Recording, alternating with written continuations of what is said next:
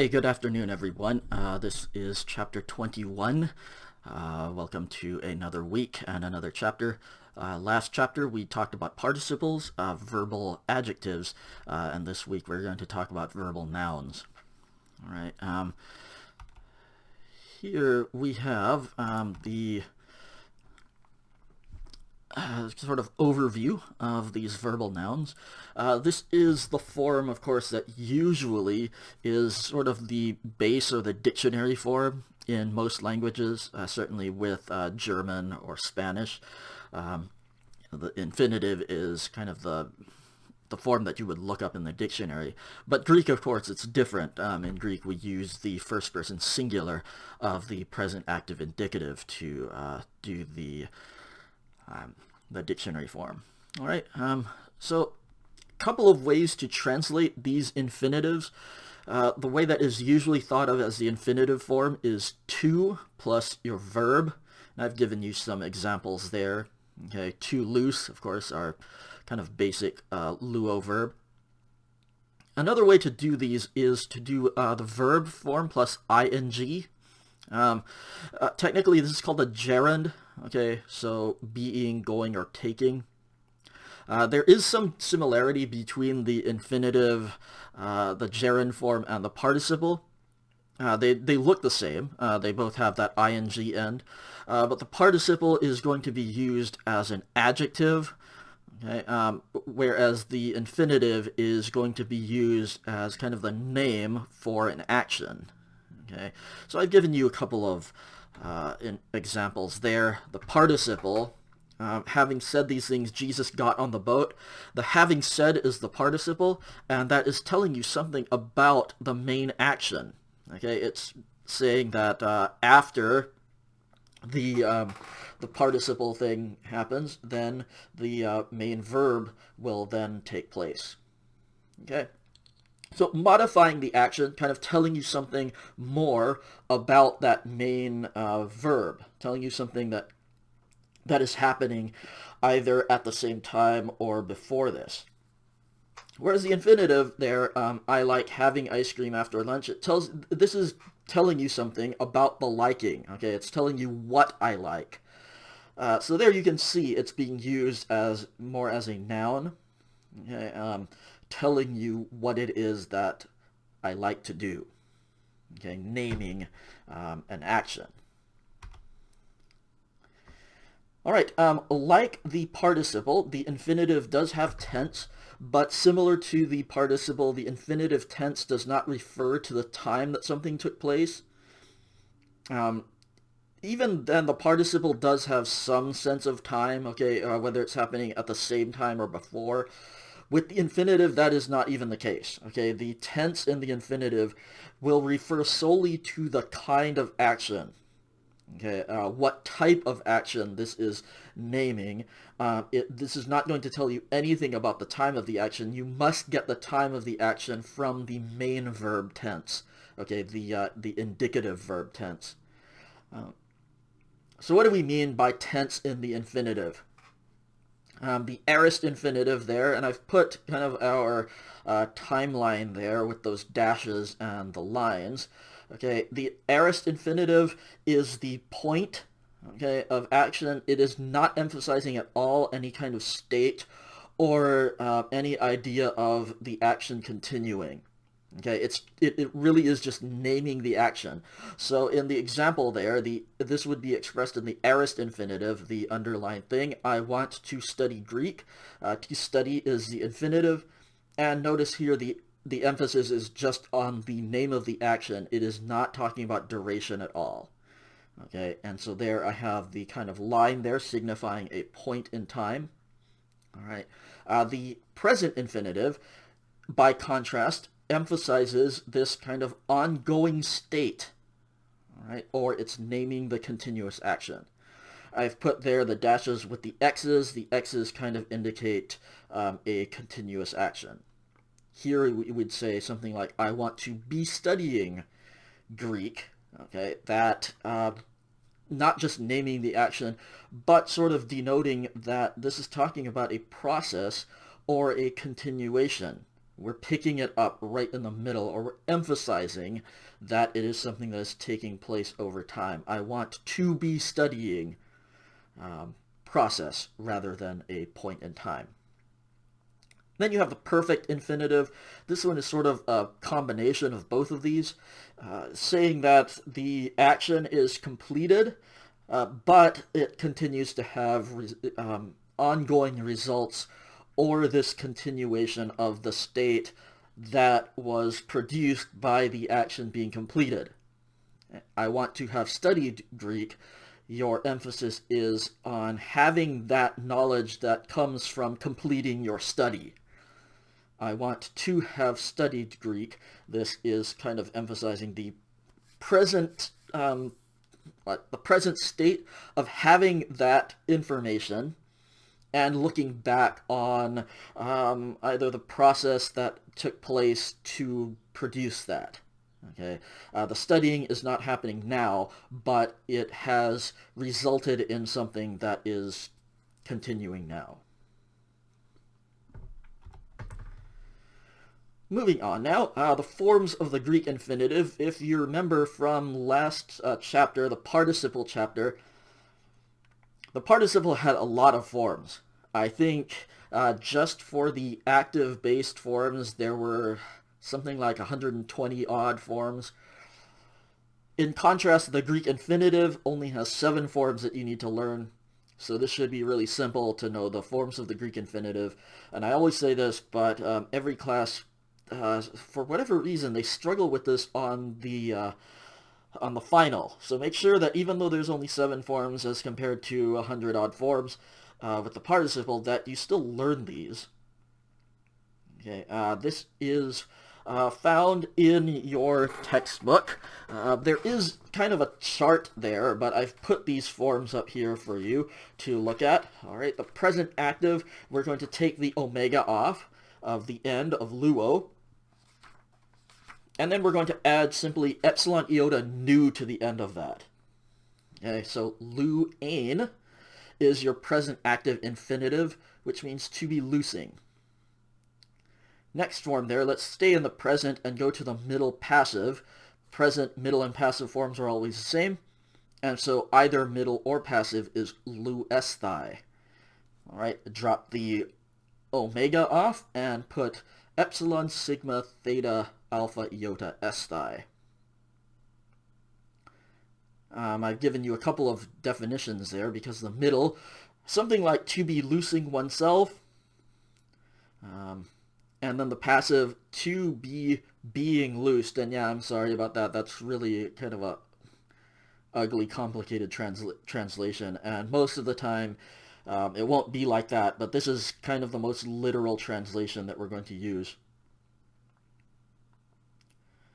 Then we go to the aorist active. With these ones here, notice this is a first aorist, okay, but we're going to put the sigma on the end of the stem, and then you're going to have alphas throughout this, similar to your aorist indicative.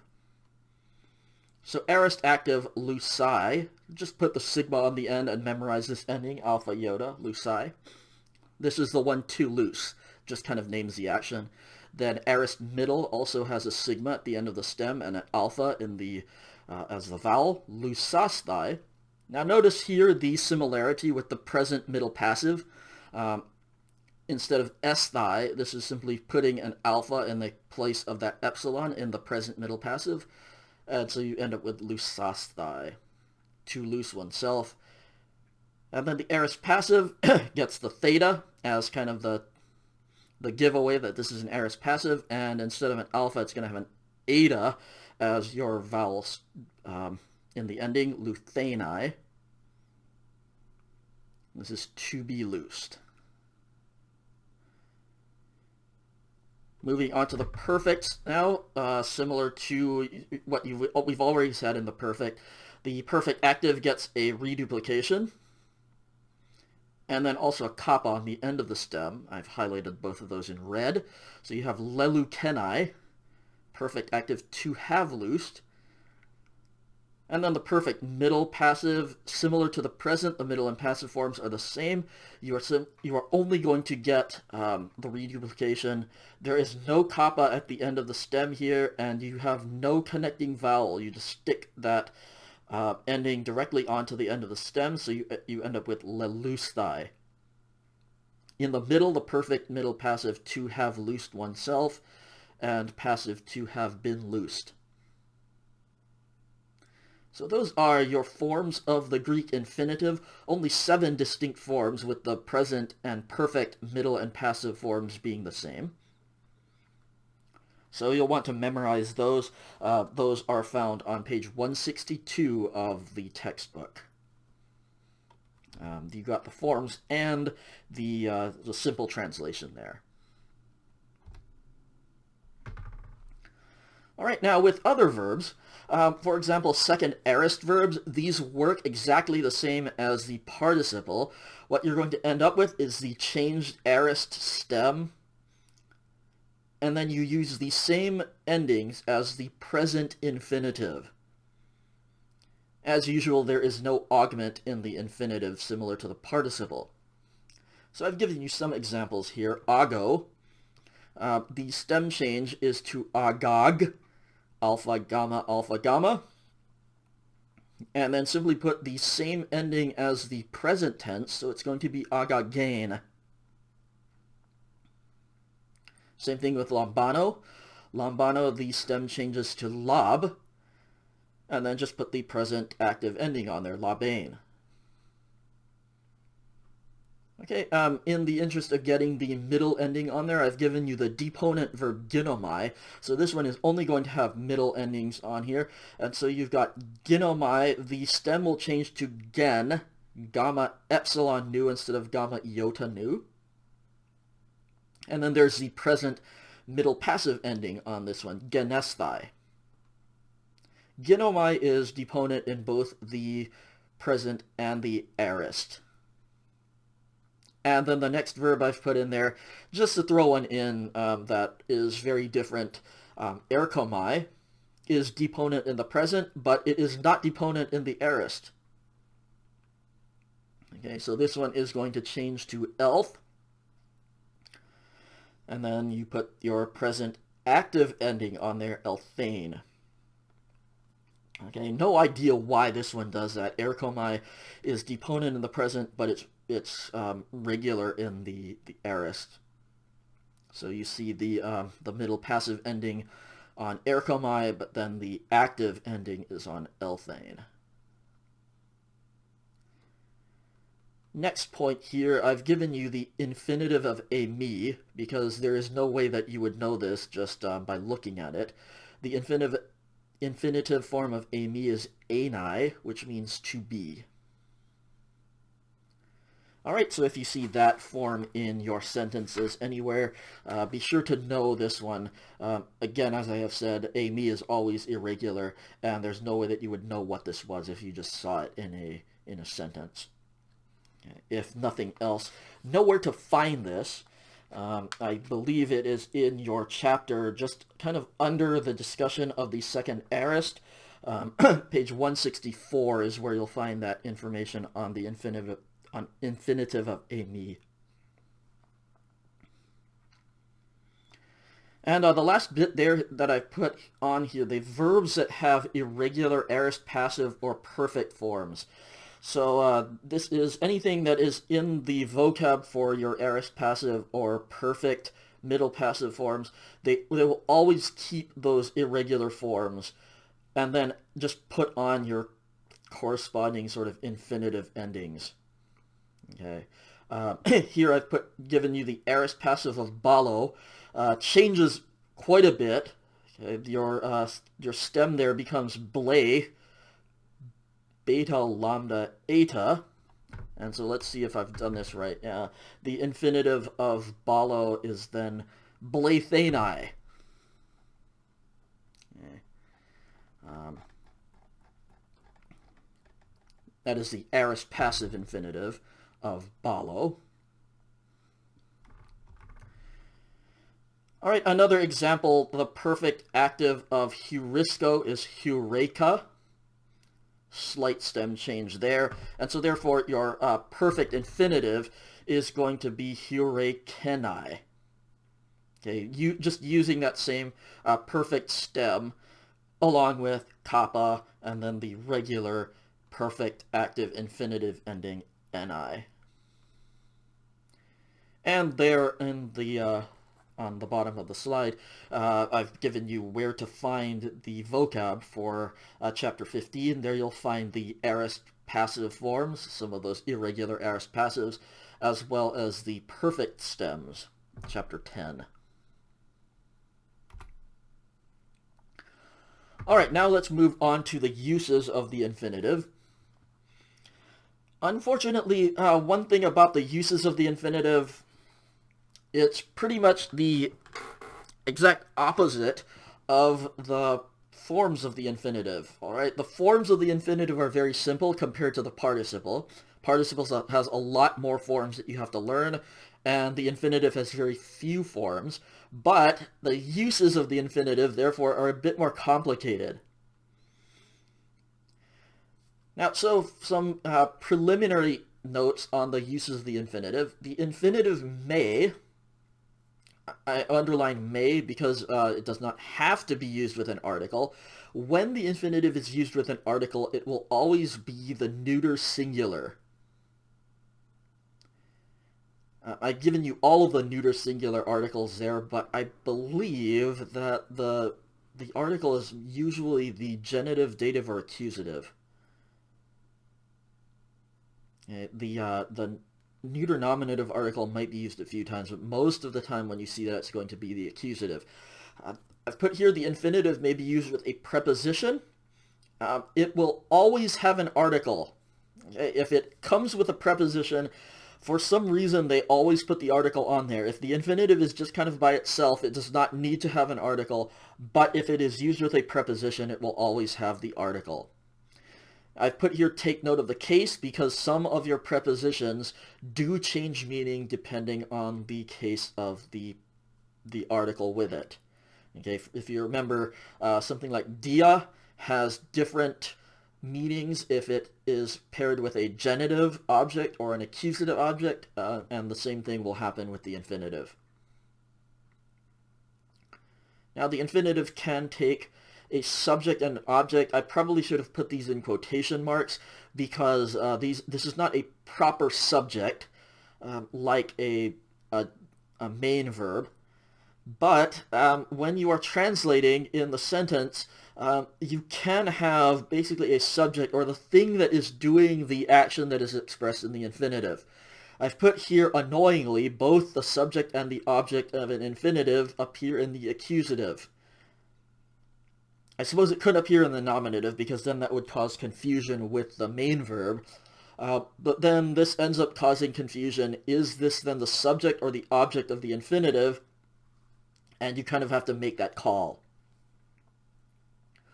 All right, I've given you here ginosko auton, enai agathon. So this literally just says, I know him to be good. You can also translate this as a dependent clause. I know that he is good.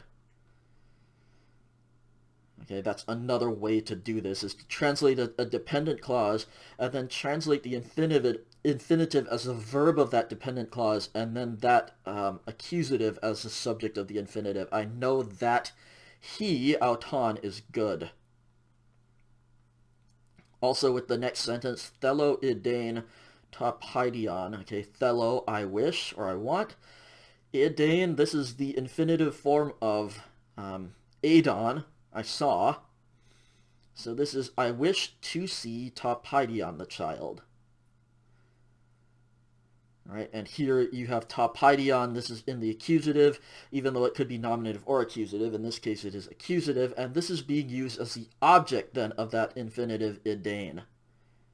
Okay, telling you what the thing is that I wish to see. What is it that I wish to see? I wish to see the child. More notes on translating the infinitive. All right, often it really is as simple as what we talked about at the beginning of this talk. All right, just to plus your verb or verb plus ing, either the infinitive form or the gerund form.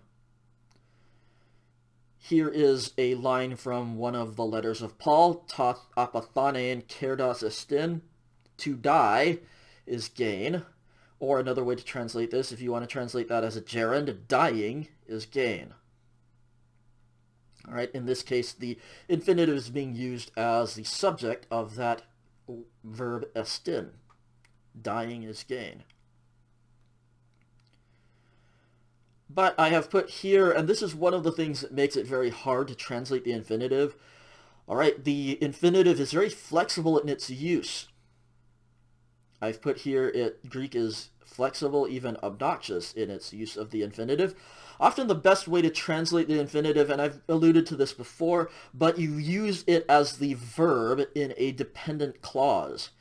And what word do you use to start that dependent clause? If you remember, a dependent clause is a part of a sentence that will have a subject and a verb, but that is a clause that cannot stand by itself. It is not a complete sentence. Okay, and normally a dependent clause will start with a kind of English, what are these things called, like conjunctions, okay, or various kinds of prepositions. Because of, so that, for the purpose of, any one of these things. Time words, after, during, or while.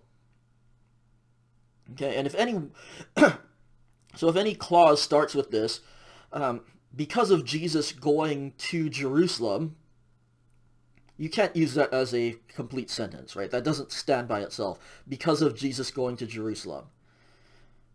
Right? It's telling you something more about another part of the sentence, and this is how a lot of the time you have to translate an infinitive. Okay, use the infinitive as the verb of this dependent clause, and whatever words are sort of around the infinitive will tell you what else to translate, either because of, so that, after, for the purpose of, and some other possibilities. So let's go into these.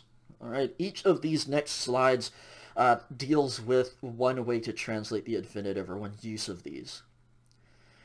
The infinitive of purpose can be expressed in a few ways. Either the infinitive by itself. You can also have the genitive to plus the infinitive. Or the prepositional phrase eis ta plus the infinitive. All right, now notice that none of these work as kind of a literal thing. Okay, to plus the infinitive, that suggests kind of like genitive, so maybe of, but you really don't want to translate of here. Eis ta, into, to, or toward, that really doesn't work either.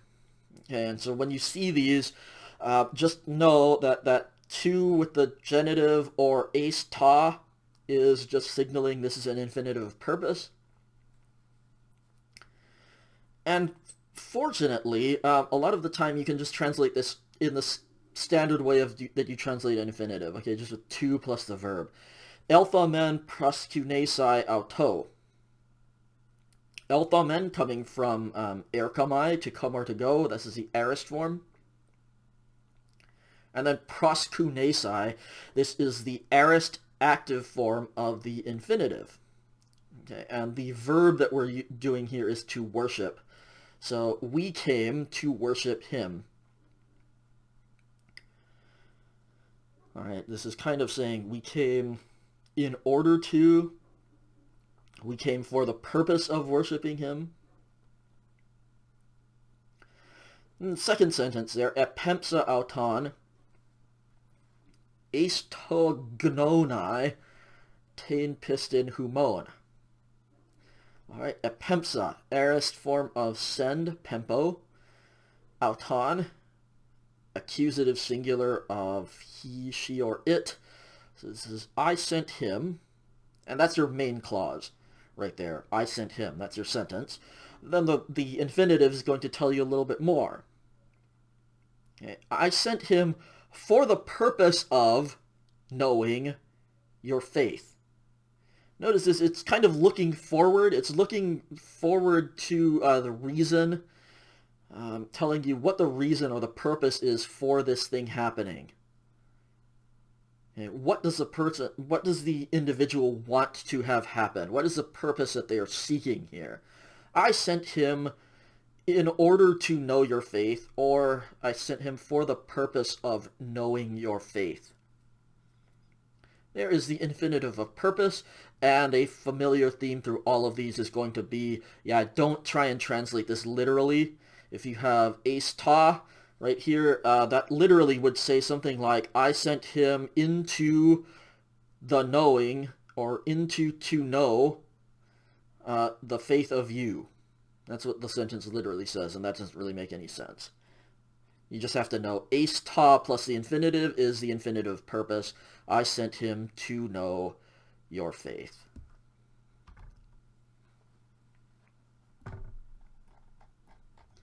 All right, next we come to the infinitive of result. This is telling you the result of what happens in the primary sentence or the main verb. This one is easy to recognize because it will have the word hoste with it, and hoste is a word that is in the vocabulary for this chapter. Fortunately, the vocab for this chapter is only like 5 or 6 words long. So not too many vocab terms to learn, but this is one of them. Hoste, the literal meaning of it is so that. And you just translate so that. Okay. Eon echo pasan tein piston hoste ore methistanai. Lots of vocab that we haven't really had yet. But here, if, eon is if I have pasan tein piston, all faith, then there's that hoste, so that. And then you kind of have to get the subject of this from the main verb. Okay, the main verb is echo, I have. And so we're going to use that I as the subject of this verb methistanai. Methistanai is to move or to displace. Okay, so that I move methistanai mountains, ore. Of course, from 1 Corinthians 13. All right, does everybody see that? Hoste is so that. Literally, this means if I have all faith so that to move mountains. That's not really great English. Okay, so we use that methistanai as the verb in this dependent clause. Okay, the dependent clause so that, then so that move, so that who moves? Well, we need to borrow the subject from echo. Okay, if I have all faith so that I move mountains. Again, don't try to translate this literally. Construct a dependent clause with that that infinitive. Next example, kai epleison amphatera taploia hoste buthizesthai auta. Yeah, apologies for this because, we don't have a lot of vocab in this sentence. I've had to just take, for the purpose of, making examples for you to see, I've had to just take kind of things out of the New Testament, and this has a lot of vocab that you don't know. Kai epleison, they filled, amphatera is both, okay, and then taploia boats. So they filled both boats. There's your main sentence. They filled both boats. Then there's that hoste, the dead giveaway that we're dealing with an infinitive of result. And that's so that to sink them. Uh-oh. Yeah, that doesn't sound right. So we're going to do the same thing. We're going to use buthizesthai, sink, to sink, as the main verb in this dependent clause. So that auta, they, are sinking. Buthizesthai.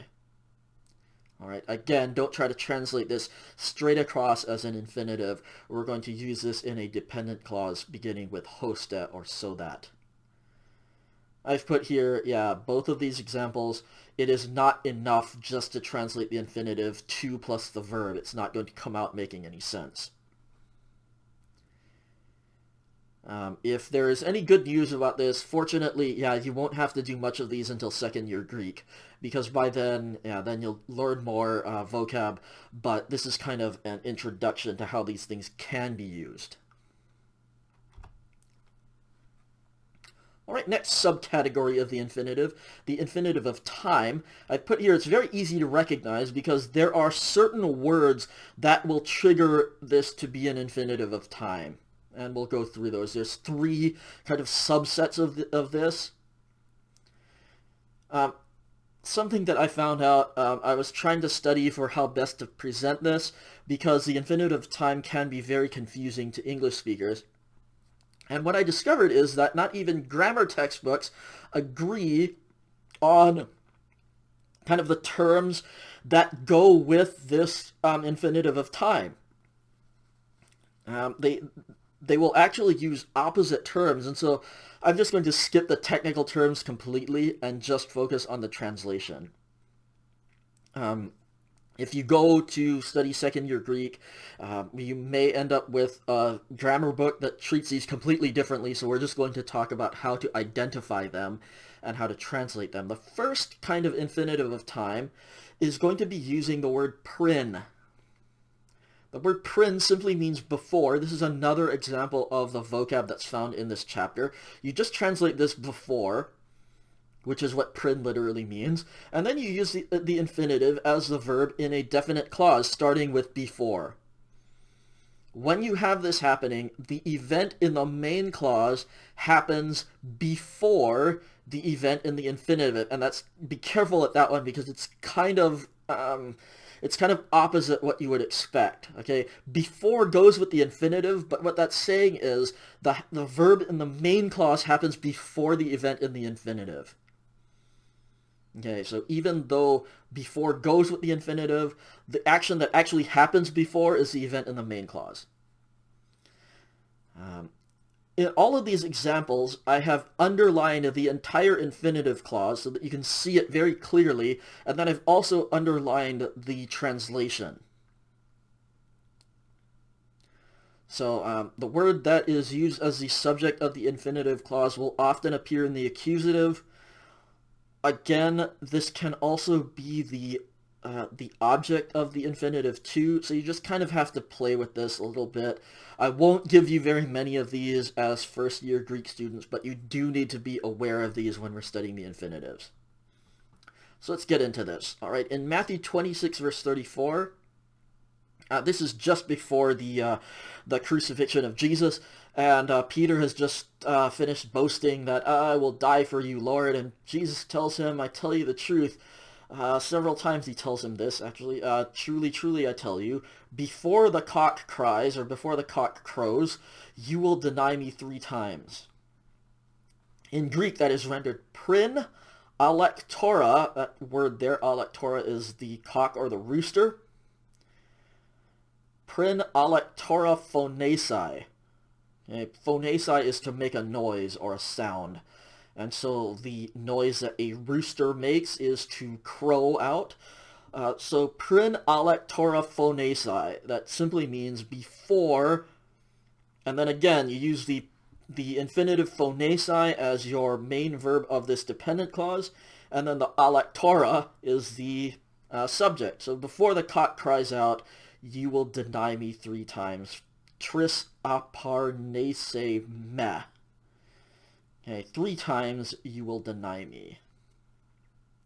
I've put there what the literal translation of this is, but again, that doesn't make any sense. So you have to use alektora as the subject of your infinitive phonesai. All right, I hope everybody sees that. If you do, let's go on. If you don't, look through that again, or certainly email me, and I can try and explain that a little bit more. The next infinitive of time, we are going to translate this one while. Okay, and it's triggered, it's given to you with the words en and to, the definite article. All right, en always shows up with a dative, which is why it's to. So anytime you have the preposition en with the infinitive, you will translate while. This indicates that the event in the main clause is happening contemporaneously or at the same time as this event in the infinitive. Again, use the infinitive as the verb in a definite clause that starts with while. Luke 24:51. Kai egeneta en to eulogein auton autus diesta ap auton. There is the en to, that's underlined, and then the infinitive eulogein, to speak well of or to bless. All right, the way that we're going to translate this, kai egeneta, and it happened, then your infinitive clause, while he was blessing them. Then your main clause, he departed from them. All right, en to eulogein auton autus literally means, and it happened in him to bless them. What is going on there? Okay, yeah. And here's an example. Okay, I have been alluding to this before, but your subject of the infinitive is the same as the object. They're both going to be in the accusative case. And so you have to decide you have to make a decision on this when you translate this. And it happened while he was blessing them. It could very well be, and it happened while he was, it happened while they were blessing him. Okay, the autus could be the subject, and the auton the object. All right, and it happened while they were blessing him. He departed from them. Changes the action completely, doesn't it? But you have to make a decision, an interpreter's decision, what sounds better. In the case of this this sentence, it certainly does seem like it's Jesus who's doing the blessing of them, the disciples. All right, but there you have auton, autus. Those two words, they're like right next to each other. They're both accusatives. Which one is the subject and which one is the object? Grammatically, either one of them could be the subject and the other one could be the object. Okay, does everyone see that? En to gives you while, and then eulogein then is the subject of this clause. While auton, he, eulogein, was blessing, and then autus, them, while he was blessing them. And if you want to do it the other way, use autus as the subject, while en to, while, then autus, they, eulogein, were blessing auton, him. The last subsection under infinitive of time is after. This is translated with meta ta. Meta, the preposition, simply means after if you have meta with the accusative, and that's what you have here. All right, meta ta plus the infinitive, we're going to translate after. And then as before, use the infinitive as the verb in a definite clause. Like prin before, it's a little bit counterintuitive. Okay, in this case, the after appears with the infinitive, but it's referring to the event in the main clause happens after the event in the infinitive. So don't get confused with that. Even though the after goes with the infinitive, it is actually referring to the event in the main clause happening after. The example here is Matthew 26, verse 32. Jesus telling the disciples what is going to happen after he is raised from the dead. There you have meta de ta. The de is kind of in the middle of those. It gets in the way. But if you remember, de is a post-positive. Therefore, that's why this is kind of interrupting that meta ta. The de cannot appear first. Okay, meta ta, after. Egerthenai, me. Okay, met is the accusative of I, but in this case we're going to use it as a subject. So after I am raised, or after I have been raised, whichever way you want to do that. Again, the infinitive does not give us time. After I am raised, I will go before you into Galilee. Pro oxo humas eistin Galileon. I will go before you eistin Galileon, into Galilee. I've put there literally, but after me to be raised, I will go before you into Galilee doesn't make much sense. So, but after I am raised, I will go before you. And I've put there, yeah, don't get confused here. The met is the accusative case of I, but it's being used as a subject of that infinitive with the dependent clause, after I am raised. All right, that is the infinitive of time. If you got through that, that is the majority of, the difficulty of this. Last one here, infinitive of cause, signified with dia ta. Works very nicely. Again, the preposition dia with the accusative often means because of. This one expresses the reason for the action in the main verb. Think of this, okay? Ask the question why. The thing that happens in the main clause, why did this happen? And then the infinitive of cause will give you the answer. Kind of a, I don't know if this is curiosity, but a matter of clearing this up.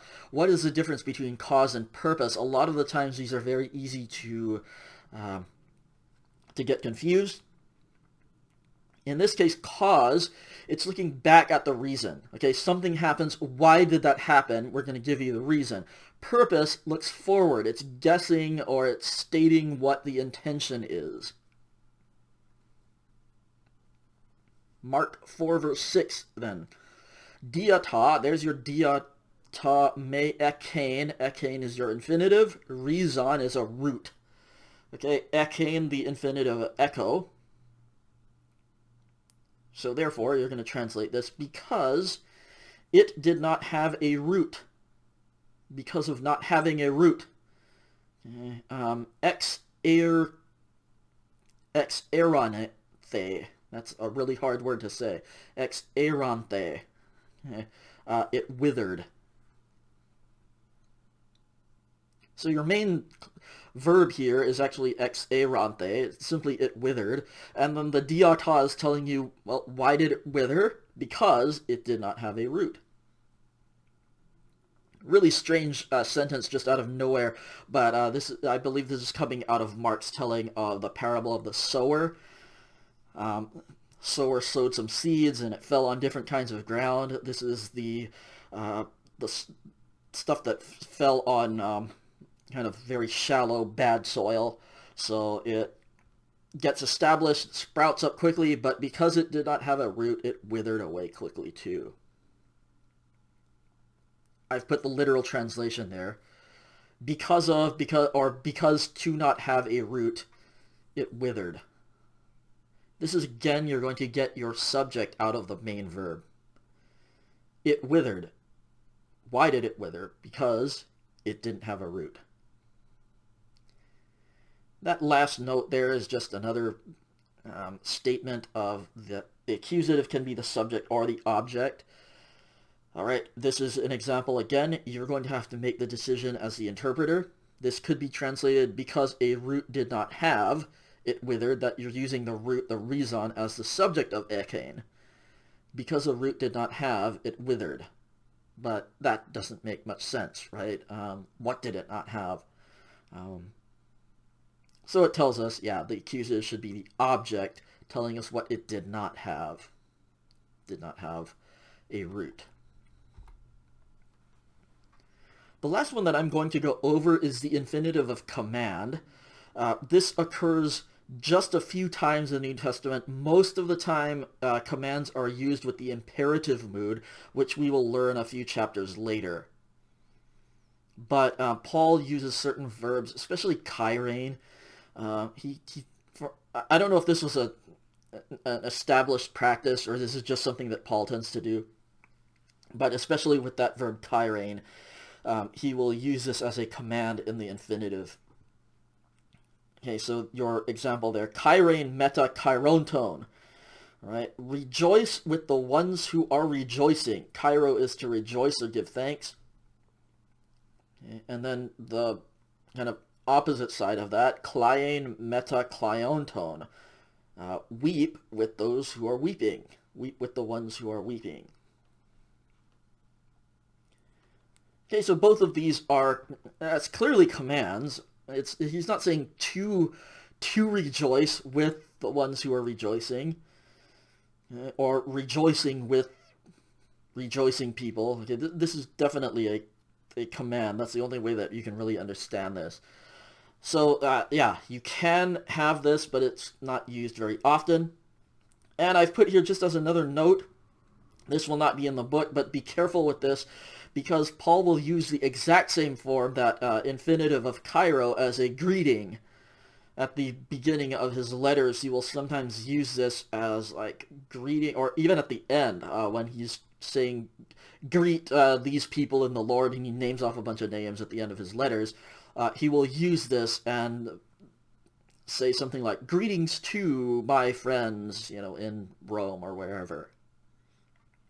So be mindful of the context of this. Okay, this word kairein can be just a regular infinitive, to rejoice. It can be a command, rejoice, and it can be a greeting, hail, or greetings, or send my greetings to these people. The book gives you a couple more categories, but really, I've put here, it's not really a separate category of infinitive. Just translate to plus your verb, and that will do you well in your translation. I think they put it here just, to draw your attention to the fact that the infinitive often completes the sense of these verbs. Okay, it just so happens that several Greek verbs, they require the infinitive in their use. Some of these verbs that are in the vocab list, this is one of them, de. It is an impersonal verb. It always appears in third person. Okay, third person singular specifically. It means it is necessary. But you always have to have an infinitive to complete that sense of that verb. It is necessary to do. It is necessary to go. It is necessary for them to seek the child. Okay, those sorts of things. That infinitive needs to be with de to complete its meaning. Otherwise, de just ends up hanging out there by itself, and the sentence doesn't make any sense. All right, well, finally, I believe you have reached the end of our discussion on the infinitive. I've given you some objectives here in this chapter. The primary one is just memorize the forms of the infinitive. Make sure you know these very well. There are only 7 forms, so it'd be, it's really bad when people miss these. I have had people come to the end of the quarter, and at the final they fail to fill out any of these forms, which is really unfortunate.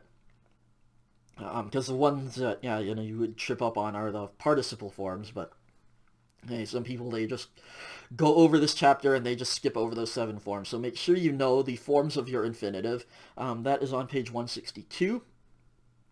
For the final exam, what have you, that is where you would look for these forms if you have indeed forgotten them. I've told you here, get to know the basic translations of the infinitive, at least how you need to translate them in the exercises. And at least know how to recognize the infinitive with those cues for the dependent clauses. All right, those prepositions that tell you exactly what these are. Prin plus the infinitive is an infinitive of time, which means before. All right, hostess, so that. With all of those, and you can go back through those and see those, or look at the textbook. Okay, you don't need to really, we're not really going to get in too deeply into the translation of all of those things, because that gets really difficult and tricky, but at least know what those trigger words mean, and how to at least recognize those clauses. Most of what you will be doing this year from now on with the infinitive is just to plus your verb, and that will pretty much suffice. We'll see these, for those of you who are continuing on those to second year Greek, you will see these later on, like the end of second year, I think, is when we cover these. All right, I will be sending you an email with some links. yeah, you should have some attachments. There are a couple of quizzes on the forms of the infinitive, and just getting you familiar with those, and then we'll have a few vocab terms as well. As I said before, there's only like 5 or 6 vocab terms, so that shouldn't be too difficult. All right, and I think uh, the exercises will be due next Wednesday. So just have those ready to go. Remember that the exercises for Chapter 20, which you had a few weeks on, I gave you a little bit of extra time on those, are due on Wednesday of this week. So get those done if you haven't already. And yeah, I hope everyone had enough time to look at the participles. Infinitives are much simpler, and then from here on out, everything will be a lot easier as we go on. All right, so yeah, that's chapter 21, and I will catch you next time. Good luck with your studies in everything else, and I hope everyone is keeping safe and healthy during this time.